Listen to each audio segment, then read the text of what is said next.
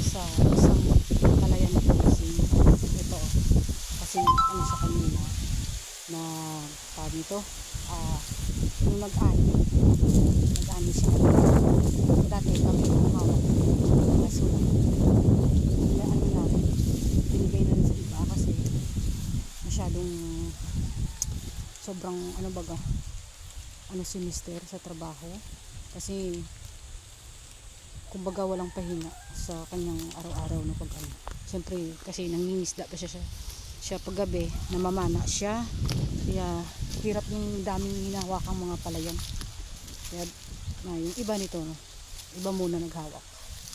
Dito kami ngayon kasi nagtanim siya ng munggo. Yun, no? Hinahagis niya yung munggo. Yan. Hinahagis niya yung munggo. Para pag mga ilang months na pwede na hagis. Yan. Ganda dito. Yan. Kay bossing to yung dalawang yung nasa unahan tsaka ito. Kanya to. Kaso lang baga ay ang haba at ang lawak ng palayan. Yan si mister. Kulay blue. Naghahagis siya ng munggo. Tanim namin dito.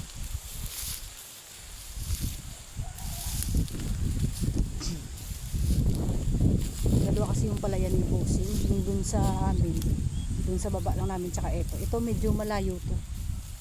Yun din yung isa sa binitawan ni mister, binigay sa iba kasi malayo.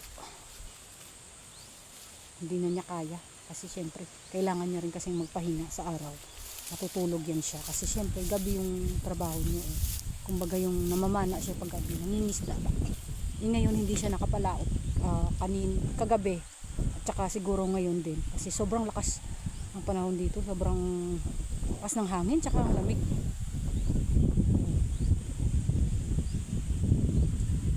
Yun siya. Yan. Yan. Yun. Titingin ako ng ano, baka mayroong gabi dito. Itanim din kasi kami dito ng nakaraang gabi, hindi ko alam kung mayroon pa. Ay, wala na.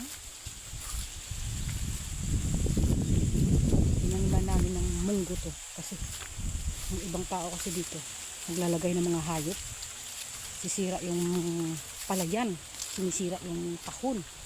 Yun ang ano, yung maliit na kubo-kubo ni bossing dito. Ito kami dati na ano, pagtag-alin ay dito kami nag-stay. Pagkain, nagdala ako ng mga pagkain, nagluluto ako.